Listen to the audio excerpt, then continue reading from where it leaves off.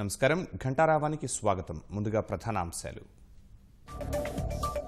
పేదల ప్రాణాలు తీసేలా మద్యం పాలసీ ఉందన్న అచ్చెన్న. నాటుసారా మరణాలపై సీఎం అసత్యాలు చెబుతున్నారని వెల్లడి.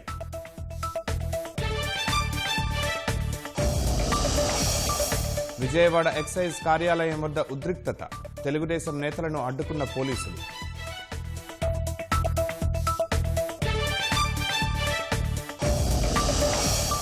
విశాఖ ఉక్కు ప్రైవేటీకరణపై గళం విప్పిన రాష్ట్ర ఎంపీలు. కేంద్రం పునరాలోచించాలని లోక్సభలో డిమాండ్.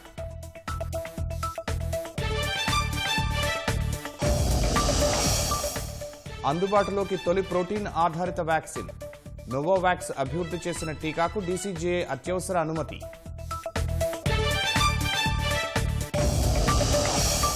ప్రజల సందర్శనకు ఆసియాలోనే అతిపెద్దదైన తులిప్ గార్డెన్. పూల అందాలు ఆస్వాదిస్తూ నృత్యాలు చేస్తున్న పర్యాటకులు.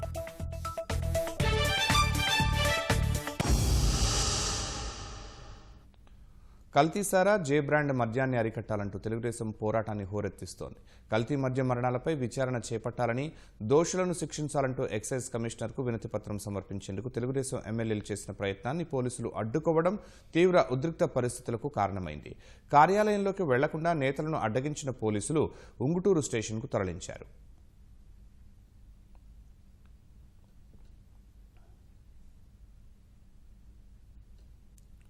ఉంగుటూరులో ప్రస్తుతం నారా లోకేష్ మాట్లాడుతున్నారు. ప్రత్యక్ష ప్రసారం ద్వారా చూద్దాం. అంటే ఎన్నికల ముందర ఒక మాట, ఎన్నికల గెలిచిన తర్వాత ఒక మాట. మనం ఒక్కసారి చూస్తే అమ్మ ఒడి అనేది అబద్ధం, నాన్న బుడి అనేది ఈరోజు నిజం. తల్లికి ఇచ్చే 10 రూపాయలని మద్యం ద్వారా 100 రూపాయలు వసూలు చేస్తున్నాడు ఈ జగన్ మోసప్రెడ్డి. ఆ 100 రూపాయల్లో మళ్ళీ ఆయన జోబులకు ఎంత వెళ్తుందో రేపు మా శాసన సభ్యులు కూడా ప్రెస్ మీట్ పెట్టి ఆంధ్ర రాష్ట్ర ప్రజలకి చాలా వివరంగా చెప్తారు. గత 7 రోజులుగా అటు శాసనసభలో ఇటు శాసన మండలి సభలో సభ్యులందరూ పెద్ద ఎత్తున ఈ ప్రభుత్వం పైన పోరాడుతుంటే కనీసం కల్తీ సారా పైన, కల్తీ మద్యం పైన చర్చ పెట్టండి, కేవలం 30 నిమిషాలు, ఎక్కువ సమయం కూడా వద్దు, కేవలం 30 నిమిషాలు చర్చ పెట్టండి అడిగినందుకు అటు శాసనసభలో మొదటి రౌండ్లో 5గురిని సస్పెండ్ చేస్తారు, రెండో రౌండ్లో 5గురిని సస్పెండ్ చేస్తారు, చివరిగా మిగిలిన అందరినీ కూడా 2 రోజుల పాటు ఈరోజు సస్పెండ్ చేశారు. మమ్మల్ని అందరినీ సస్పెండ్ చేసిన తర్వాత, అంటే శాసనసభ్యులందరినీ సస్పెండ్ చేసిన తర్వాత మద్యం పైన జగన్ రెడ్డి గారు మాట్లాడతారు, చర్చ పెడతారు. అంటే తెలుగుదేశం పార్టీ శాసన సభ్యులు చూస్తే ఎంత భయపడుతుందో ఈ ప్రభుత్వం ఇప్పుడన్నా ప్రజలకు అర్థం అవ్వాలా. అంటే మా నాయకులు శాసనసభలో ఉంటే వాస్తవాలు బయటకు వస్తాను ఏకైక భయంతో అందరినీ సస్పెండ్ చేసి ఈరోజు చర్చకు తీసుకొచ్చాం. ఇదే నిర్ణయం 7 రోజుల క్రితం జగన్ రెడ్డి తీసుకుని ఉంటే ఈ వాస్తవాలన్నీ బయటపడేది. ఈరోజు శాసనసభ సాక్ష్యంగా జగన్ రెడ్డి గారు ఒక విషయం చాలా క్లియర్గా చెప్పారు. ఆంధ్ర రాష్ట్ర ప్రభుత్వం మద్యం ఆదాయంపై నడుస్తుంది అని చాలా క్లియర్గా చెప్పారు. అంటే వస్తున్న ఆదాయం వాళ్ళ యొక్క జీతాలకి అన్నీ గడుతున్నారు. ఇంకో పక్కన మద్యం నుంచి వస్తున్న ఆదాయాన్ని తాకట్టు పెట్టి రాబోయే 10 సంవత్సరాల ఆదాయాన్ని తాకట్టు పెట్టి ఏకంగా ముందు బాబుల పైన ఈరోజు అప్పు తీసుకుంది ఆంధ్ర రాష్ట్ర ప్రభుత్వం. భారతదేశ చరిత్రలో ఎక్కడ జరగలేదు ఇది, కేవలం ఒక ఆంధ్ర రాష్ట్రంలో జరుగుతుంది. ఇది నిజంగానే చాలా చాలా బాధాకరం. ఇంతేకాకుండా ఈరోజు సాక్షాత్తు ముఖ్యమంత్రి గారే శాసనసభలో శాంపిల్స్లో కెమికల్స్ ఉందనేది ఒప్పుకున్నారు. ఆయన ఒప్పుకున్నారు, అధికారులు కూడా ఒప్పుకున్నారు కెమికల్స్ ఉన్నాయని, కానీ తక్కువ ఉన్నాయంటారు. సైనైడ్ అనేది ఎక్కువ ఉందా తక్కువ ఉందా అనేది కాదండి, సైనైడే. మందుబాబు రోజు 1/4 బాటిల్ లాగుతాడు. అందుకే ఈరోజు చూస్తే ఆంధ్ర రాష్ట్రంలో ఎప్పుడు లేని విధంగా లివర్ సిరోసిస్ కానివ్వండి, లేదంటే ముందు అలవాటైన వాళ్ళకి వచ్చే జబ్బులు 15 సంవత్సరాల్లో రావాల్సింది కేవలం 3 సంవత్సరాలు వాళ్ళందరికీ వచ్చి ఈరోజు పెద్ద ఇబ్బంది పడుతున్నారు ఆంధ్ర రాష్ట్రంలో. అంతేకాకుండా కల్తీ సారా సేవించి 27 మంది చనిపోయారు. ముఖ్యమంత్రి గారు చాలా తేలిగ్గా ఇది కల్తీ సారా మరణాలు కాదు, సహజ మరణాలని తేల్చి చెప్పేస్తున్నారు. నేను ఇప్పుడు జగన్ రెడ్డికి సవాల్ ఇస్తున్నా, అయ్యా జగన్ రెడ్డి నీకు దమ్ముంటే నేను సిద్ధంగా ఉన్నా, జే షాప్కి వెళ్దామో మీరు చెప్పండి. అన్నీ మీ పేరే కదా, జగన్ షాపులని, మధ్య షాపులని మీ షాపులే కదా. వెళ్దాం, మీ మనుషులే ఉన్నారు, శాంపిల్స్ తీద్దాం. నేషనల్ గవర్నమెంట్ అక్రిడిటెడ్ ల్యాబ్కి మనం శాంపిల్స్ పంపిద్దాం. అప్పుడు వాస్తవాలు బయటపడతాయి కదా. ఇంకో పక్కన అక్కడ మందు బాబులను అడుగుదాం. ఈ బ్రాండ్లని ఎప్పుడు వచ్చినాయో మందు బాబులు అడిగితే చెప్తారు కదా, వాస్తవాలన్నీ బయటపడతాయి కదా. మీరు పిరుకోలు కనుకనే అటు శాసనసభలో మా సభ్యుల్ని, ఇటు శాసన మండలిలో ఈరోజు 6గురిని సస్పెండ్ చేస్తాం జరిగింది. అంటే మేము ప్రజల తరపున పోరాడితే మీరు భయపడతారు. ప్రెసిడెంట్ మెడల్ అనేది వాస్తవం, బూమ్ బూమ్ బియర్ అనేది వాస్తవం. ఇంకో పక్కన చూస్తే కొత్త కొత్త బ్రాండ్లు కూడా తీసుకొస్తారేమో వీళ్ళు. 151 స్పెషల్ స్టేటస్ అని తీసుకొస్తారేమో. అంటే 151 మంది ఉన్నారు కదా, 151 స్పెషల్ స్టేటస్ అని తీసుకొస్తారేమో. లేదంటే సాక్షి స్పెషల్ తీసుకొస్తారేమో, లేదంటే భారతీ గోల్డ్ అని తీసుకొస్తారేమో. అంటే ఈ బ్రాండ్లు కూడా ప్రతి 6 నెలలకు ఒక కొత్త బ్రాండ్ తీసుకొస్తారు. ఈరోజు మీరు చూస్తే ఈ బ్రాండ్లు తయారు చేసే కంపెనీలన్నీ వీళ్ళు స్వాధీనం చేసుకున్నారు. ఆయన పక్కన ఒక జీతగాడు ఉన్నాడు, సలహాదారుడు, సజ్జల రామకృష్ణారెడ్డి. ఆయన ఎస్పీవై ఆగ్రో అనే సంస్థని టేక్ ఓవర్ చేసి ఈరోజు పేద ప్రజలకి వాళ్ళే ఏకంగా ఈ జే షాపుల ద్వారా మద్యం సరఫరా చేస్తున్నారు. ఇది వాస్తవం.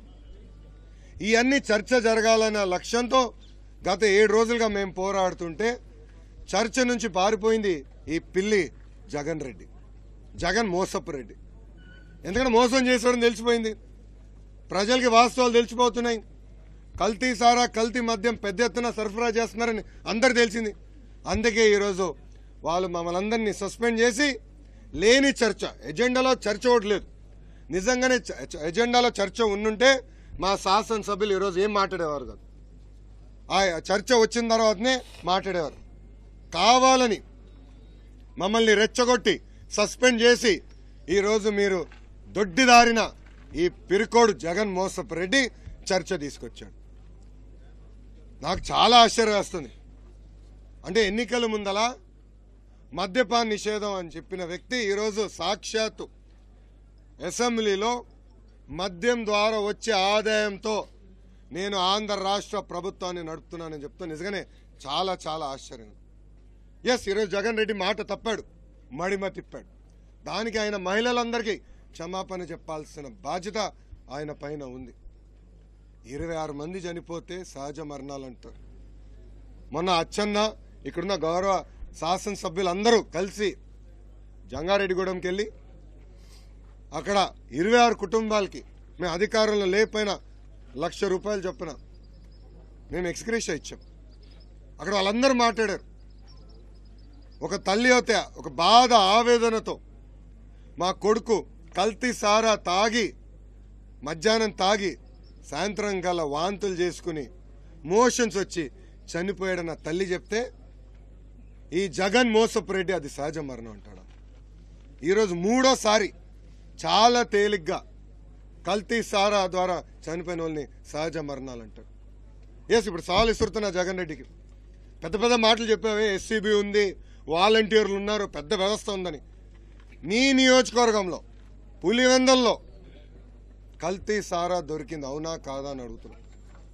ఎస్సీబీ వాళ్ళు మీ నియోజకవర్గంలో సారాని ధ్వంసం చేశారు, అవునా కాదా అని అడుగుతున్నా. మళ్ళీ మీ సొంత నియోజకవర్గంలో కల్తీ సారా దొరికితే, ఒక ముఖ్యమంత్రి నియోజకవర్గంలో కల్తీ సారా దొరికితే ఇంకా 174 నియోజకవర్గాలు పెద్ద లెక్కనా అని అడుగుతున్నా. ఎస్, ఇప్పుడు కూడా ఛాలెంజ్ చేస్తున్నాయి ప్రభుత్వానికి. అటు శాసనసభలో ఇటు శాసన మండలిలో చర్చకు మేము సిద్ధం. మీరు దొడ్డిదారిని వచ్చి ఏదో స్టేట్మెంట్ ఇచ్చి పారిపోతే మటుకు మేము ఒప్పుకోం. మేము నిలబడతాం, మేము పోరాడతాం, మీ పైన ఒత్తిడి తీసుకొస్తాం. చర్చ 80% జరగాల్సిన అవసరం ఉంది. ఈరోజు కౌన్సిల్లో కూడా మేము చైర్మన్ గారికి చెప్పాం, చర్చ పెట్టండి, వాస్తవాలు తెలుస్తాయి. ఏదో స్టేట్మెంట్ ఇచ్చి మంత్రి పారిపోతాం కాదు. మేము అందరం చెప్పింది తీసుకున్న తర్వాత ఆయన సమాధానం చెప్పమనంటే 7 రోజులైనా ఈరోజు సమాధానం చెప్పలేదు. ఇంకా మాకు కూడా ఓపిక నశించి ఈరోజు పోడియం పైకి వెళ్తే 6గురిని సస్పెండ్ చేశాం. పర్వాలేదు, రేపు మళ్ళీ మేము వెళ్తాం, పోరాడతాం. రాబోయే రోజుల్లో 80% ఈ జగన్ మోసపు రెడ్డిని మేము మొదలుపెట్టే ప్రసక్తే లేదు. ఎందుకంటే ఈయనకు మోసం అనేది ఈయన నైజం. సొంత చిన్నాన్ని చంపి గుండెపోటు అని చెప్పాడు. ఆనాడు మేము అధికారులు ఉన్నప్పుడు పింక్ డైమండ్ గురించి మాట్లాడిన వ్యక్తి ఈరోజు మాట్లాడు ప్రజల్ని మోసం చేస్తాడు. ఏకంగా వాళ్ళు శాసనసభ్యుడే చెప్పాడు, ఎస్ పెగసిస్ మేము వాడుతున్నామని గుడివాడ అమరే శాసనసభలో ఒప్పుకున్నాడు. కానీ తెలుగుదేశం వాడిందని చెప్తాడు. అంటే ప్రజల్ని మోసం చేస్తాం, ప్రజలకి అబద్ధాలు చెప్తాం అనేది జగన్ మోసపు రెడ్డి నైజం. ఎట్టి పరిస్థితుల్లో మేము ప్రజల్లోకి తీసుకెళ్తాం, మహిళల చైతన్యం తీసుకొస్తాం. ఈ బెల్ట్ షాపులని మేము ఎట్టి పరిస్థితుల్లో ముందరికెళ్ళేది లేదు. తెలుగుదేశం పార్టీ తెలుగు మహిళ ఎట్టి పరిస్థితుల్లో బెల్ట్ షాపులన్నీ కూడా మేము ధ్వంసం చేస్తామని కూడా ఈ ప్రభుత్వానికి హెచ్చరిక జారీ చేస్తున్నాం. చివరికి ఒక మాట ప్రజలందరూ గమనించాల్సిన అవసరం ఉంది. ఆనాడు చంద్రబాబు నాయుడు గారు ముఖ్యమంత్రిగా ఉన్నప్పుడు ఎక్సైజ్ ద్వారా వచ్చిన ఆదాయం కేవలం 6,500 కోట్లు. అలాంటిది ఈరోజు బడ్జెట్లో వచ్చే సంవత్సరంలో ఎక్సైజ్ ద్వారా వచ్చే ఆదాయం 22,000 కోట్ల రూపాయలు. మళ్ళీ 45,000 బెల్ట్ షాపులు ఎత్తేసామంటారు. ఇంకో పక్కన 2,000 ఈ షాప్ కమ్ తాగేదానికి ఒక షట్టర్ బార్ పర్మిట్లన్నీ కూడా తీసేసామంటారు. మళ్ళీ ఏమైనా అన్ని మళ్ళీ ఆదాయం ఎట్ట పెరిగిందా జగన్ రెడ్డి? ఇంకెన్నాళ్ళని అబద్ధాలు చెప్తావు, ఎన్నాళ్ళని ప్రజల్ని మోసగిస్తావు. పశ్చిమ గోదావరి జిల్లా మలకపల్లి గ్రామానికి చెందిన ఎస్సీ యువకుడు గెడ్డం శ్రీను మృతి కేసులో నిష్ణాతులైన వైద్యులతో తిరిగి శవపరీక్ష నిర్వహించాలని హైకోర్టు ఆదేశించింది. గెడ్డం శ్రీను మృతి కేసులో అతని తండ్రి దాఖలు చేసిన పిటిషన్పై హైకోర్టు విచారణ జరిపింది. పిటిషనర్ తరపున జడ శ్రవణ్ కుమార్ వాదనలు వినిపించారు. 30 రోజుల్లోపు విచారణ పూర్తి చేసి పూర్తిస్థాయి నివేదిక ఇవ్వాలని గతంలో హైకోర్టు ఆదేశించినా పోలీసులు పట్టించుకోలేదని కోర్టు దృష్టికి తీసుకొచ్చారు. రాజకీయ కారణాలతో విచారణ నిష్పక్షపాతంగా జరగలేదని కేసును నీరుగార్చే ప్రయత్నం చేస్తున్నారని వాదనలు వినిపించారు. 7గురిపై ఎస్సీ ఎస్టీ చట్టంతో పాటు హత్య కేసుగా తిరిగి నమోదు చేసినప్పటికీ ఒక్కరిని అరెస్టు చేయలేదన్నారు. ఆత్మహత్య అంటూ కేసును మూసివేస్తున్నారని న్యాయస్థానం దృష్టికి తీసుకొచ్చారు. అటు మృతుడు పురుగుమందు తాగి చనిపోయాడని, అతన్ని చంపారని చెప్పేందుకు ఎలాంటి ఆధారాలు లేవని ప్రభుత్వ తరపు న్యాయవాది వాదనలు వినిపించారు. ఇరువైపుల వాదనలు విన్న న్యాయస్థానం ఎయిమ్స్ వైద్యుల పర్యవేక్షణలో పోస్టుమార్టం నిర్వహించాలని హోంశాఖ ముఖ్య కార్యదర్శిని ఆదేశించింది. నిష్పక్షపాతంగా విచారణ చేయాలని డీజీపీకి సూచించింది. వైకాపా ఎమ్మెల్యే గుడివాడ అమర్నాథ్ తన మీద చేసిన ఆరోపణలపై ఐపీఎస్ అధికారి ఏబి వెంకటేశ్వరరావు స్పందించారు. అమర్నాథ్ వ్యాఖ్యలపై పరువు నష్టం దావా వేస్తానని ఆయన ప్రకటించారు. అమర్నాథ్ వ్యాఖ్యలకు ఆధారాలు ఉంటే ప్రభుత్వానికి ఇవ్వొచ్చని సూచించారు. ఆయనవి ఆధారాలు లేని ఆరోపణలని అందరికీ తెలుస్తోందని వ్యాఖ్యానించారు.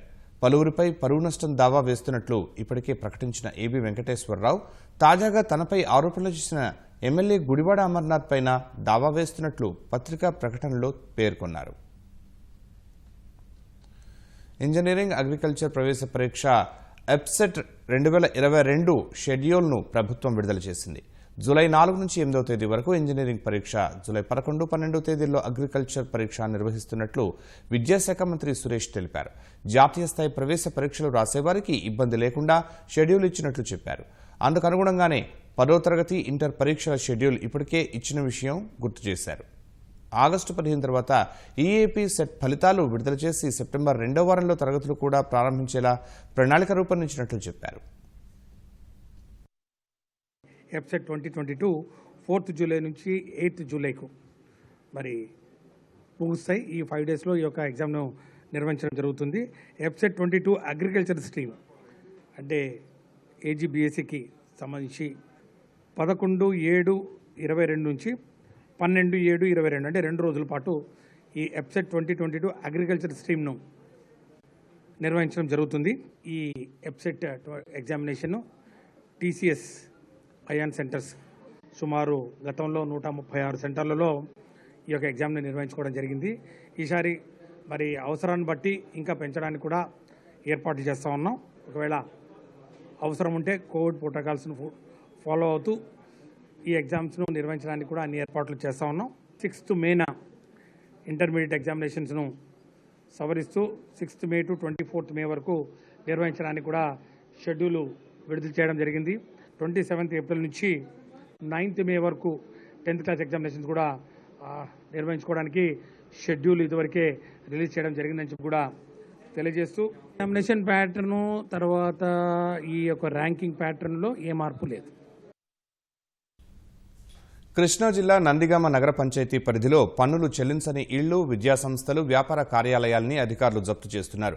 నందిగామ పట్టణంలో 17 లక్షలు బకాయి ఉన్న పాఠశాలకు తాళాలు వేసి సీలు వేశారు. ఓ కోల్డ్ స్టోరేజ్, మూతబడిన మల్టీప్లెక్స్ థియేటర్ను సైతం సీజ్ చేశారు. అదేవిధంగా నీటి కుళాయి పన్నులు చెల్లించని వారి కనెక్షన్లు తొలగిస్తున్నారు. అధికారుల వైఖరిపై స్థానికులు ఆగ్రహం వ్యక్తం చేస్తున్నారు. ఎలాంటి ముందస్తు సమాచారం ఇవ్వకుండా చర్యలు తీసుకోవడంపై అసంతృప్తి వ్యక్తం చేస్తున్నారు. గంజాయి అరికట్టేందుకు కృషి చేస్తున్నట్లు ఎన్ఫోర్స్మెంట్ బ్యూరో అధికారులు ప్రకటించారు. 5 ఏళ్లుగా పశ్చిమ గోదావరి, కృష్ణా జిల్లాల్లో పట్టుకున్న గంజాయిని తమిళేరు జలాశయ ప్రాంతంలో ధ్వంసం చేశారు. మొత్తం 31 కేసుల్లో పట్టుబడిన 557 కేజీల గంజాయి ధ్వంసం చేసినట్లు చెప్పారు. దీని విలువ 5 కోట్ల వరకు ఉంటుందన్నారు. 2 జిల్లాల ఎస్సీబీ అధికారులు, సిబ్బంది, పోలీసులు, అధికారులు ఈ కార్యక్రమంలో పాల్గొన్నారు. గాంజా రహిత సమాజంలో చేయటమే స్పెషల్ ఎన్ఫోర్స్మెంట్ బ్యూరో లక్ష్యంగా మేము ముందుకెళ్ళడం జరుగుతుంది. తప్పనిసరిగా భవిష్యత్తులో ఎక్కడైనా సరే గాంజా కానీ ఇలాంటివి మాదక ద్రవ్యాలకు వ్యతిరేకంగా మరి విద్యార్థుల్ని, అదేవిధంగా సమాజంలో ఉన్నటువంటి అనేక వర్గాలను చైతన్యం చేసి ప్రజలకి ఈ గాంజా మత్తు పదార్థాల వల్ల కలిగే అనర్థాలని ప్రచారం చేయటంలో మేము ముందుకెళ్ళడం జరుగుతుంది. ప్రతి వారం కూడా ఈ గాంజా అడిక్ట్ అయిన వాళ్ళకి కౌన్సిలింగ్ కూడా ఇవ్వడం జరుగుతుంది. ఈ కార్యక్రమాలన్నీ ఎస్సీబీ కమిషనర్ గారు, డైరెక్టర్ గారు ఆధ్వర్యంలో ప్రతి వారం రివ్యూ చేసుకుంటూ మేము ముందుకెళ్ళడం జరుగుతుంది. విశాఖ ఉక్కు ప్రైవేటీకరణకు వ్యతిరేకంగా లోక్సభలో ఏపీ ఎంపీలు గళమెత్తారు. స్టీల్ ప్లాంట్ ప్రైవేటీకరణ అశాస్త్రీయమని నిలదీశారు. నష్టాల కారణం చూపి ప్లాంట్ను ప్రైవేటు సంస్థలకు ధారాదత్తం చేయాలనుకునే ప్రయత్నాలను మానుకోవాలని కేంద్రాన్ని కోరారు. గనులు కేటాయించి స్టీల్ ప్లాంట్ను లాభాల బాట పట్టించేందుకు కృషి చేయాలని డిమాండ్ చేశారు. ఎంపీలకు బదులిచ్చిన కేంద్ర ఉక్కు శాఖ మంత్రి రామచంద్ర ప్రసాద్ సింగ్ స్టీల్ ప్లాంట్కు గనులు కేటాయించినప్పటికీ కొంతకాలం పరిశ్రమ లాభాల బాటలో పయనించిందని బదులిచ్చారు. ప్రస్తుత పరిస్థితుల్లో స్టీల్ ప్లాంట్ ప్రైవేటీకరణే ఉత్తమ నిర్ణయమని ఉద్ఘాటించారు. But I would like to say that we, on behalf of the people of Andhra Pradesh, totally oppose the 100% disinvestment of this plant. The central government also needs to understand that 16,500 farmers donated to the tune of 22,000 acres for establishment of this plant, sir. The central government didn't come to Vizag to establish the plant. The people of Andhra Pradesh, not just present Andhra Pradesh but including Telangana, all the Telugu people fought so that the plant will come to Andhra Pradesh, especially Visakhapatnam, so that the people, the youth will get jobs, sir. 16,500 farmers में से 8,200 लोगों को ही job मिला है. 8,300 लोग अभी बाकी है, sir. Then how will the central government ensure that these 8,300 people will get jobs? 16,000 से अधिक जो किसान हैं उनकी जमीन ली गई थी और उसमें सहमति बनी थी कि 5,000 लोगों को नौकरी दी जाएगी और आज की तारीख में जैसा वो खुद बता रहे हैं 8,000 से ज्यादा लोग जो डिस्प्लेस हुए हैं उनको नौकरी दी जा चुकी। 1999 से 2002-03 में जितने भी हमारे डिसइन्वेस्टमेंट जो केसेज हुए थे उसमें 11 जो केसेज हैं अभी आप 2019-20 का जो सर्वे देखें, इकोनॉमिक सर्वे, उसमें देखा गया है कि प्री जो हमारा डिसइन्वेस्टमेंट था और पोस्ट डिसइन्वेस्टमेंट था उसमें बहुत अच्छी जो है प्रगति हुई है। इसलिए ये सबके हित के लिए है और इसलिए इसका फिर से पुनर्विचार करने की कोई आवश्यकता नहीं है। Even there is no clarity in the answer also. It is saying 100% disinvestment. It also says that no decision yet on mode of transfer of land has been taken, sir. What is happening, sir? We don't understand what exactly, how is it going to happen? Sir, because the minister himself is talking about betterment of the plant, of making it more efficient and all. Then why hasn't the central government accorded any captive mine to the Visakhapatnam steel plant?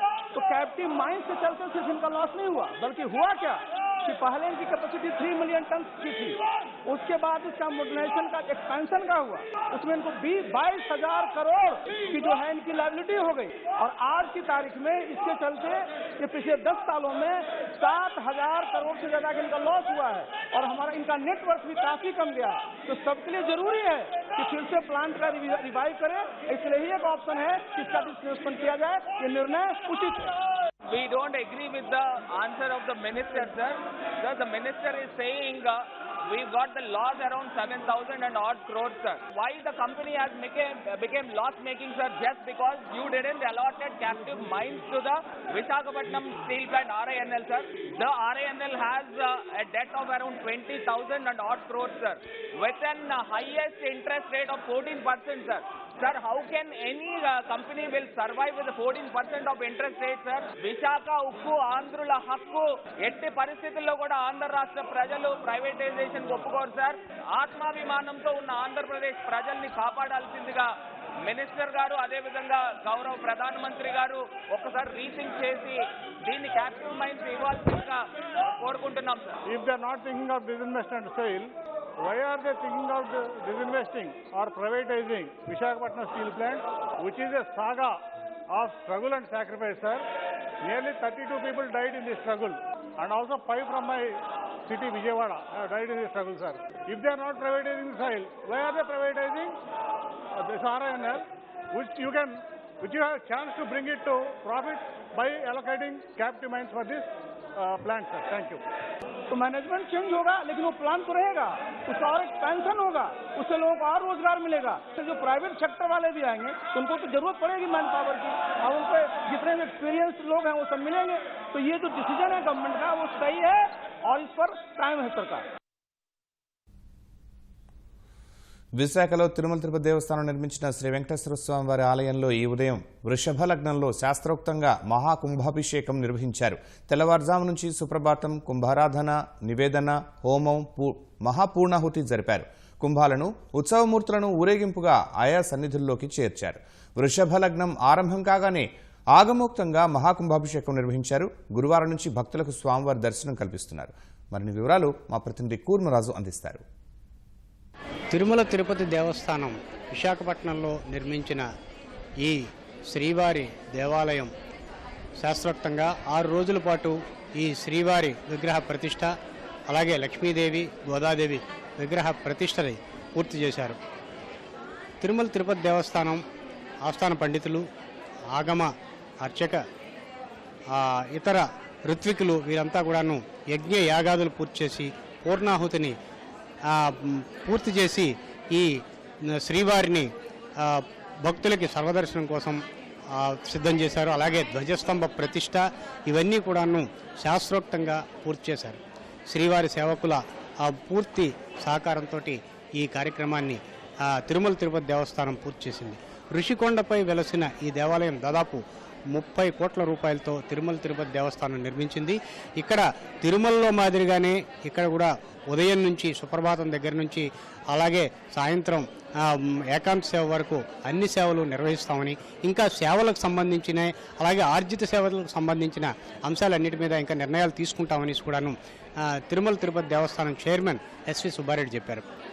ఈ దేవాలయం ఋషికొండ ఎదురుగా సాగరుడు, ఇటువైపునేమో ఈ కొండపైన స్వామివారు విగ్రహ ప్రతిష్ఠ జరగడం ఇవన్నీ కూడాను ఈ ప్రాంతం అంతా విశాఖ వాసులు విశాఖను ఎవరు దర్శించినా ఈ ప్రాంతాన్ని స్వామివారిని దర్శించుకొని వెళ్ళేటట్టుగా ఇక్కడ ఈ ప్రాంతం అంతా కూడాను భక్తుల్ని పూర్తి స్థాయిలో ఆకట్టుకోనుంది. కెమెరామెన్ సి శ్రీనివాస్తో కూర్మరాజు, ఈటీవీ న్యూస్, విశాఖపట్నం.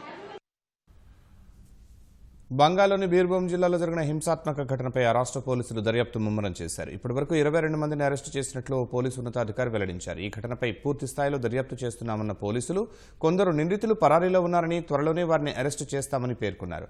ప్రమాద స్వభావాన్ని తెలుసుకునేందుకు ఫోరెన్సిక్ నిపుణులు ఘటనాస్థలిని పరిశీలించినట్లు తెలిపారు. ఘటనపై బంగాల్ ప్రభుత్వం సిఐడి అదనపు డీజీ నేతృత్వంలో ప్రత్యేక దర్యాప్తు బృందాన్ని ఏర్పాటు చేసింది.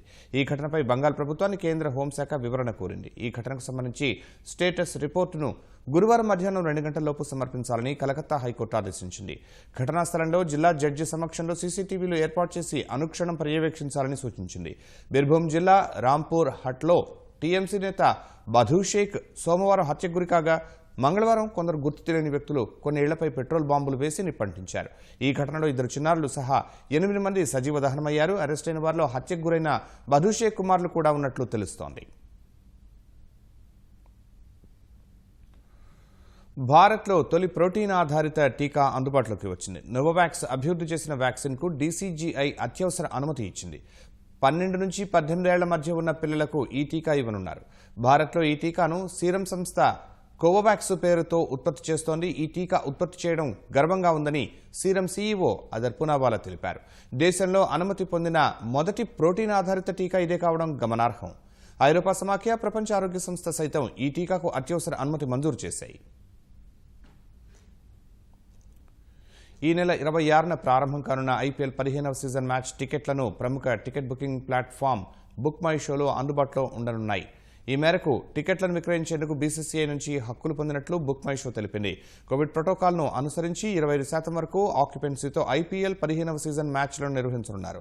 మార్చి 26న వాంఖడే వేదికగా Chennai super Kings, Kolkata night riders మధ్య మ్యాచ్తో సీజన్ ప్రారంభం కానుంది. మార్చి 26 నుంచి మే 29 వరకు ఐపీఎల్ 15వ సీజన్ అలరించనుంది. ముంబై, పుణేలోని 4 మైదానాల్లో మాత్రమే పోటీలు జరుగుతాయి. కోవిడ్ నేపథ్యంలో ఆటగాళ్ల భద్రత కోసం దూర ప్రయాణాలు లేకుండా ఈ మేరకు బీసీసీఐ ఏర్పాట్లు చేసింది. టికెట్ ధరలు $800 నుంచి ప్రారంభం కానున్నాయి. ఇవాళ నుంచి టికెట్లు అందుబాటులో ఉంటాయని బుక్ మై షో తెలిపింది. ఆసియాలోని అతిపెద్దదిగా పేరుగాంచిన జమ్మూ కాశ్మీర్ శ్రీనగర్లోని తులిప్ గార్డెన్ను ప్రజల సందర్శనార్థం తెరిచారు. ఆన్లైన్ టికెట్ విధానాన్ని ఓపెన్ చేశారు. జబ్రవాన్ కొండల్లో ఉన్న ఈ పార్కును జమ్మూ కాశ్మీర్ ప్రధాన కార్యదర్శి అరుణ్ కుమార్ మెహతా పలువురు అధికారులతో కలిసి ప్రారంభించారు. జమ్మూ కాశ్మీర్లోని 75 పర్యాటక కేంద్రాలకు రవాణా సౌకర్యాలు మెరుగుపరుస్తున్నట్లు తెలిపారు. తద్వారా పర్యాటక రంగం వికసిస్తుందని భావిస్తున్నట్లు వెల్లడించారు.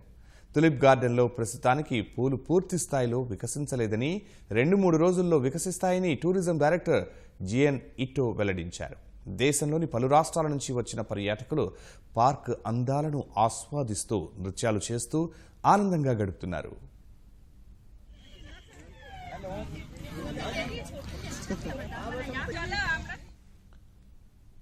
గ్రీన్ ఇండియా ఛాలెంజ్లో భాగంగా హైదరాబాద్ గచ్చిబౌలిలో RRR టీం సభ్యులు మొక్కలు నాటారు. రాజ్యసభ సభ్యుడు జోగినపల్లి సంతోష్ కుమార్తో కలిసి ఈ కార్యక్రమంలో చిత్ర యూనిట్ పాల్గొంది. ఈ సందర్భంగా రామ్ చరణ్ మాట్లాడుతూ మొక్కలు నాటిన ప్రతిసారి తెలియని ఉత్సాహం వస్తుందన్నారు.